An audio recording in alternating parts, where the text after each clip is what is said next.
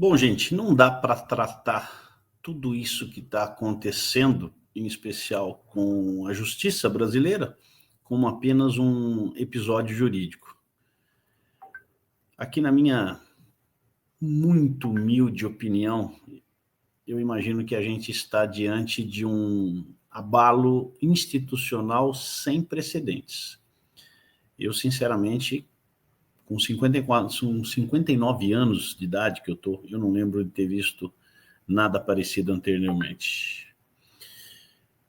Com a condenação confirmada, ainda não está, mas praticamente está confirmada a condenação do Bolsonaro, e ele estando inelegível, a gente não imagina o impacto que isso pode trazer.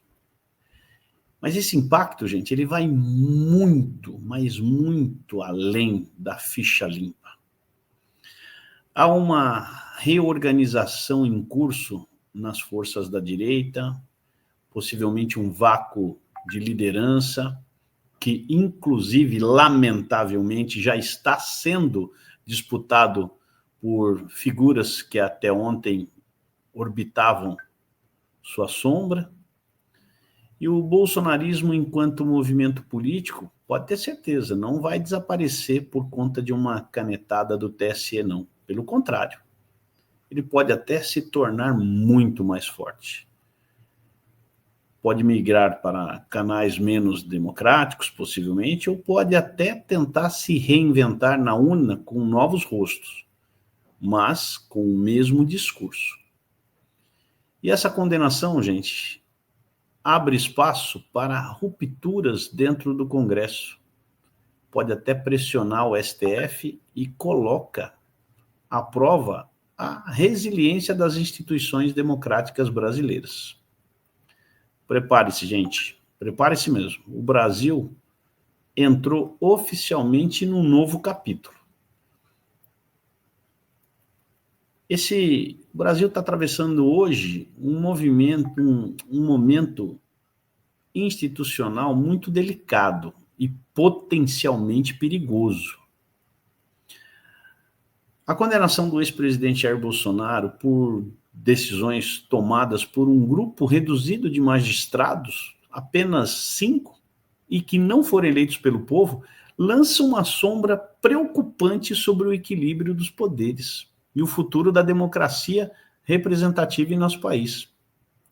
Independente da afinidade ideológica que você tenha, que você possa ser que você não seja nem afinado com o ex-presidente, é inegável que a exclusão de um candidato com um apoio popular enorme que ele tem, sem julgamento criminal definitivo e por decisões administrativas ou até mesmo eleitorais, compromete gravemente os fundamentos republicanos, gente.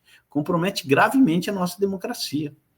Em uma democracia madura, o poder de decisão sobre quem deve liderar a nação pertence ao povo, e o povo é soberano. Não pertence a tribunal nenhum, que normalmente operam à margem da disputa eleitoral, ou pelo menos deveria. Ao que tudo indica, a questão não se resume à figura do Jair Bolsonaro. O que está em julgamento de fato é a parcela significativa da população que o elegeu, 50 e tantos milhões de pessoas.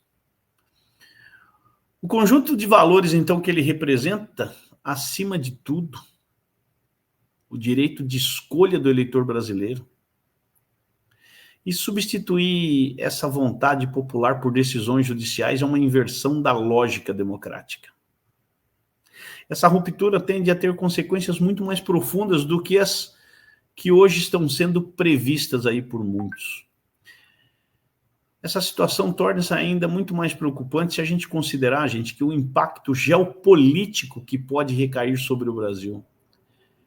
Vamos voltar em 1959? A história recente oferece para a gente alguns paralelos preocupantes e inquietantes. Em 1959, para quem não sabe, a Revolução Cubana prometeu emancipar o povo da dominação externa.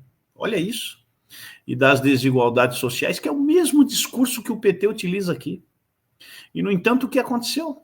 Fidel Castro, quando implementou um regime autoritário lá em 1959, aliado a um discurso anti-estadunidense, radical, Cuba foi rapidamente isolada do bloco ocidental. O embargo econômico que foi imposto pelos Estados Unidos, ainda vigente em muitos aspectos, não atingiu a cúpula do regime, mas sim o povo cubano, que foi condenado à escassez, à estagnação econômica e à dependência de regimes igualmente autoritários. Ou seja, o povo cubano foi parar na miséria, o povo cubano foi parar na lata do lixo. E tem mais ainda, de maneira semelhante, olha o que aconteceu na Venezuela. A ascensão do Hugo Chávez, lá em meados de 1998, mais ou menos, sob uma bandeira da Revolução Bolivariana, gente, desmantelou instituições tradicionais, minou a liberdade de imprensa e hostilizou parceiros internacionais. Qual foi o resultado que a Venezuela cavou? Catastrófico. Também sanções econômicas, fuga de capital, hiperinflação e colapso social. E o povo venezuelano pagou por isso. Os líderes, nem a pau. Os líderes estão todos muito bem, obrigado. Quem pagou o preço do isolamento e do autoritarismo foi o povo venezuelano. Converse com algum venezuelano, que nós temos hoje centenas, milhares e de repente até milhões de venezuelanos dentro do Brasil. Não acredito que chegue a 1 milhão, mas com certeza milhares de venezuelanos poderão contar essa história. O Brasil, gente, corre o risco de seguir o mesmo caminho. Quando a gente está ali agora sinalizando, por conta da justiça, uma guinada antidemocrática, sob o pretexto de proteção da democracia, as nossas instituições podem desencadear uma desconfiança internacional. Vocês percebem isso, gente? Desconfiança internacional. E aí as retaliações econômicas podem começar a acontecer, inclusive por parte dos Estados Unidos. Elas podem se tornar uma realidade ainda muito mais forte, não só esses 50% que nós estamos tomando nesse momento. O Brasil está começando a ser percebido, gente, como um país que sufoca a democracia, sufoca qualquer tipo de oposição, desrespeita o voto popular e viola os mais básicos princípios do Estado de Direito. E nesse cenário, quem é que vai pagar essa conta? Pode acreditar, é você, meu amigo. É você, trabalhador brasileiro. Aquele que não tem dinheiro para deixar o país. Não tem por onde fugir do país. Não tem acesso à dupla cidadania para poder viver tranquilamente em outro país como Portugal, Espanha, Itália, sei lá. E que também não vai ser convidado para os fóruns internacionais. Mas você vai sentir no bolso e principalmente no estômago o peso das decisões tomadas em gabinetes fechados de Brasília. Dá para você imaginar o que é isso? Dá para você começar a entender um momento crítico da nossa história, onde decisões tomadas por poucos podem condenar muitos? Gente, a democracia, ela só é frágil quando os seus pilares são manipulados ao sabor dos interesses de ocasião, e é o que está acontecendo. O uso de um aparato judicial, gente, para decidir questões eminentemente políticas não fortalece as instituições. Pelo contrário, só enfraquece. E quando a gente enfraquece a democracia, a gente está enfraquecendo o nosso país, o nosso querido Brasil. A justiça precisa ser feita? Claro que ela precisa ser feita. Em qualquer país, em qualquer lugar, ela precisa existir. Mas jamais ela pode ser um instrumento de arma política. O povo brasileiro não pode ser punido por ter escolhido democraticamente os seus representantes. Esse risco de isolamento que eu falo, de perseguição a ideias e ainda de ruptura institucional, não é um fantasma, não. É apenas um alerta que eu estou dando aqui para todos vocês.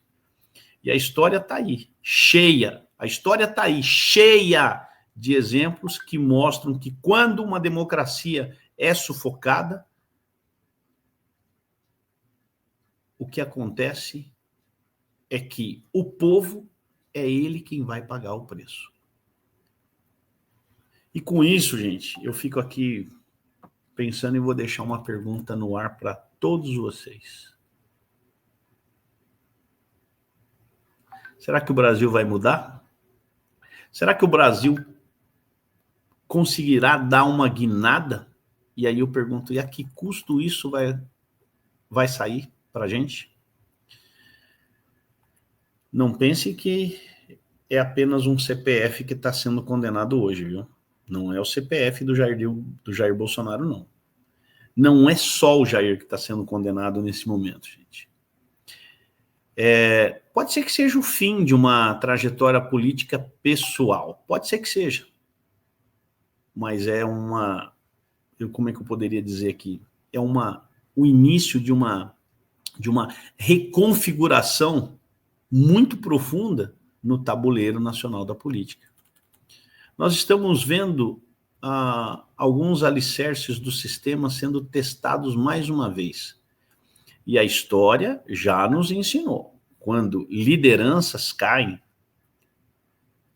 ou o país amadurece institucionalmente, ou escorrega perigosamente no populismo e na instabilidade.